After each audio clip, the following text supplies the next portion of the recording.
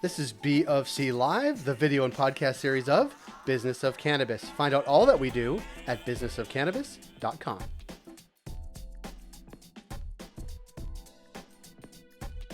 Coming up on BofC Live, a conversation with Connor McNamee. He's the CEO of West Blvd Cannabis, the first micro-processing and cannabis manufacturing facility approved by the City of Vancouver, and the first culinary cannabis facility in all of Canada. Hear their story right now.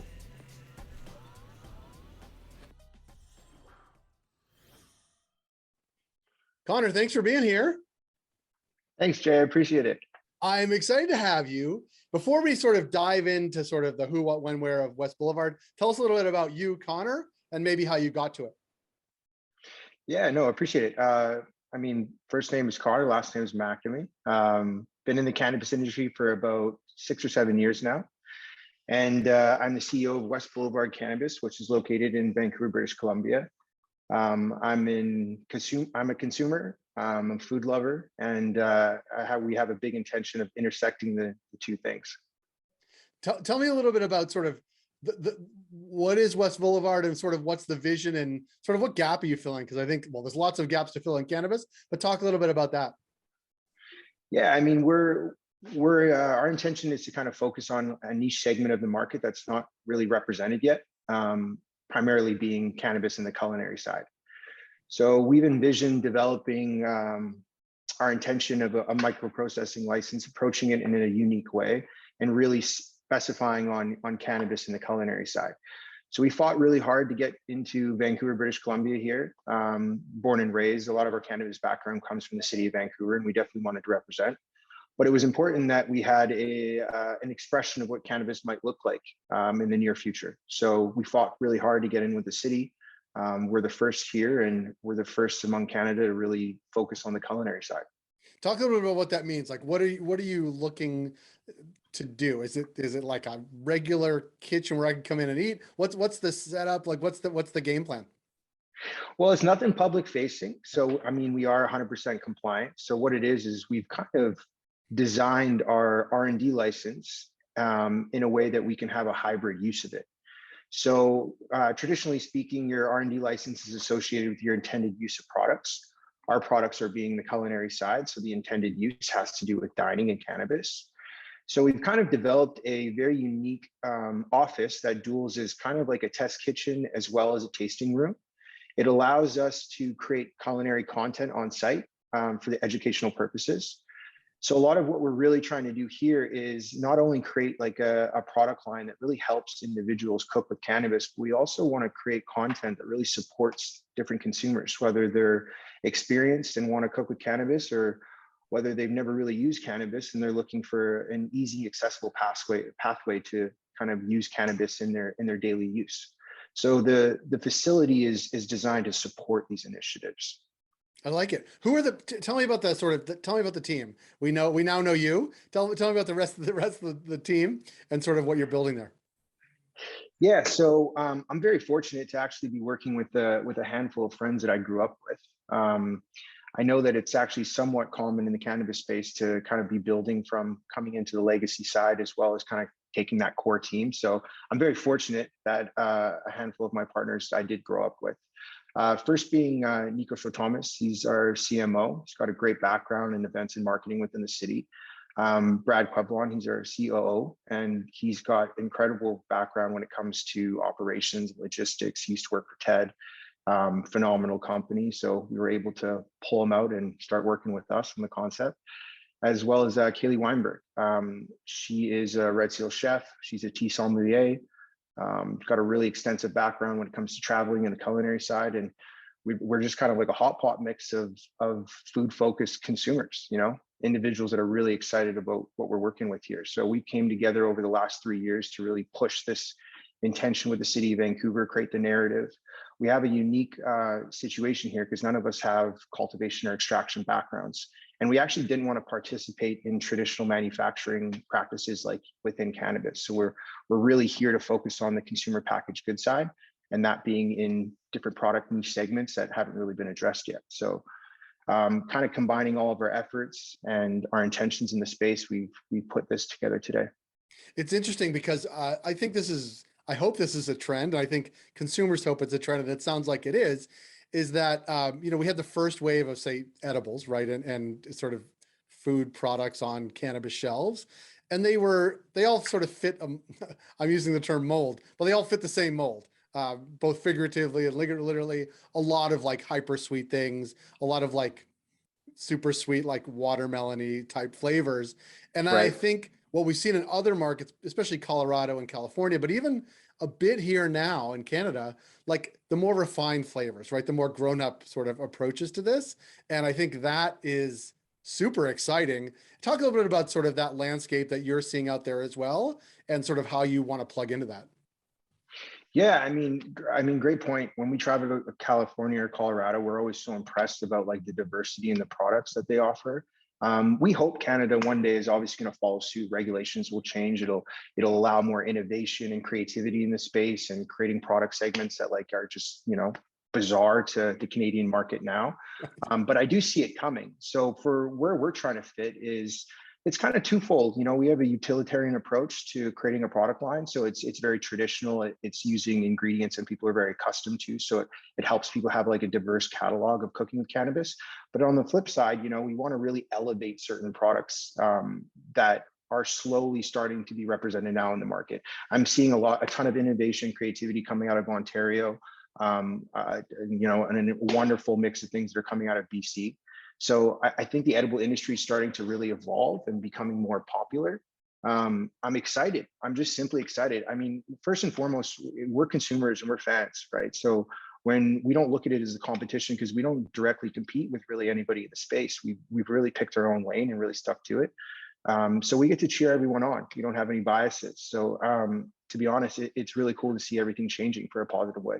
Yeah, and it's sort of an evolution, of course, the industry, but also the consumer, which doesn't really end. Like you're talking about California and Colorado. Like when we talk to people there, like the regulations are never stable, but like neither are the consumers. The consumers are always looking for what is next and what is new.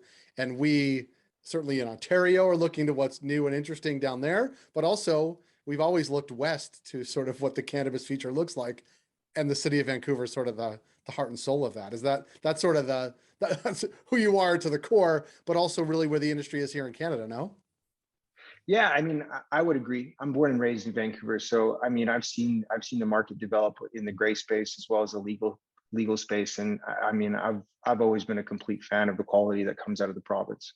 Yeah. Talk a little about sort of what you are most excited about as sort of with the venture, with the venture you're in, but also the facility. Talk a little bit about sort of where this conversation we're having a year from now, say, like what do you think Yeah. will have transpired? What are you really excited about? What I hope to is honestly is just be a steadfast representative for kind of the culinary space. We have kind of pushing back to kind of like our innovative eclectic tool belt that we like to call it. It's where these ingredients are going to be able to be used and integrated into anybody's type of culinary space. So what I envision a year from now, because as you know, Jay, we're not revenue generating yet. We're just around the corner Who with our is? sales amendment. So boring. Just kidding. But that being said, I mean, our whole intention is that we really represent the intersection between culinary and cannabis. We want individuals or consumers to really understand that West Blvd does produce different products under our umbrella that really help individuals cook with cannabis. So a year from now, I want our ability to our educational content, I should say, to be a really good representative of how these individuals can cook with cannabis. I would like that too, because I need all the help I can get. What talk about so that I want to ask about sort of the unique sort of West Blvd. What's unique about sort of what West Blvd is doing in the test kitchen? Talk a little bit about that specifically, because I think it's so interesting and sort of how you're sort of thinking about it and approaching it. Yeah, I mean, it's a slight gap in the market. I think our R&D license really associates with sensory testing, so that's for like taste and smell and touch and sight. So what we want to be able to do is utilize our facility in a way where we can get consumer feedback from the products that we're going to put to market. We hear a lot of stories in the industry about different companies working with different producers, and they don't really get to test the product until it hits the shelf. And for us, I mean, as consumers, and especially as business operators trying to give the best quality that we can to the market, it seems a little counterproductive to not understand how these products land with either your management team or your network or just consumers. So the facility is almost this landing pad where we get to like innovate, produce these products, test them, and see how they really land with our network, and then kind of reevaluate to get ready to market. So it's like a loop system. You know, we really work with the feedback that comes from the individuals that are looking into our products. So we get to really hone in our craft and get it to a point where we know that consumers are going to be able to really work with it and enjoy it. I think that's the focus point. Yeah, it's interesting because there really wasn't. It's like you had to not cobble together, but like be very creative with the regulations in order to even do what you're doing or think about it in a slightly different way. Whereas some of the first to market, like they would produce product, get them on shelves, and then the first time they could really try them is actually buy them and try them, right? And then get the feedback from customers who already bought the product, as opposed to doing proper product testing or product evaluation or product R&D, which sounds like that's sort of what you guys are planning for. Pretty much. You know, I just think it's such a deterrent. You know, it's like you're putting so much effort, you've raised so much capital, it's such a competitive landscape. And then these products hit shelves and there wasn't enough natural kind of feedback coming from how they were working. So for us, it's like we really saw different gaps. Kind of, you know, moving back over to what this whole facility is about is we don't cultivate or process on site. So it allows us to have really interesting relationships with the competition or all other producers in the space, is because we get to work with them to do different formulations. We're purchasing some of our input oils, and then we're kind of bringing everything on site to kind of reformulate and put it into different product lines. So it helps us focus on branding. It helps us focus on consumer feedback. It helps us re-innovate our product line. And it kind of takes the attention away from having to deal with cultivation or processing.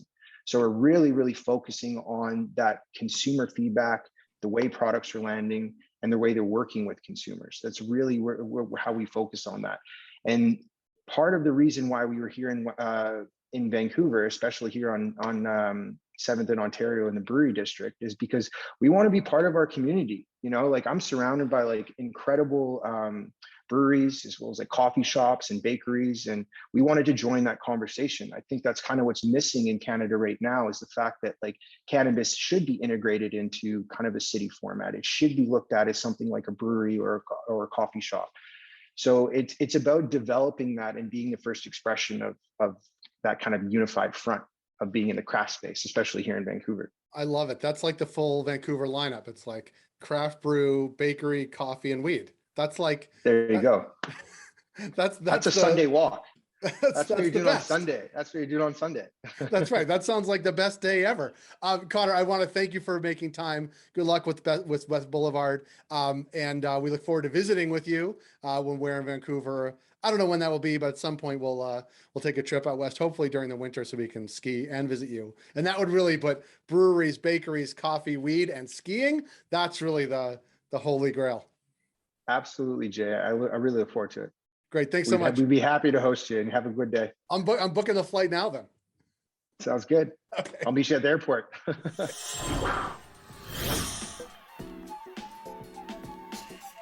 That was BofC Live. If you like this program, please subscribe to our YouTube channel. You can also find us wherever you find your podcasts.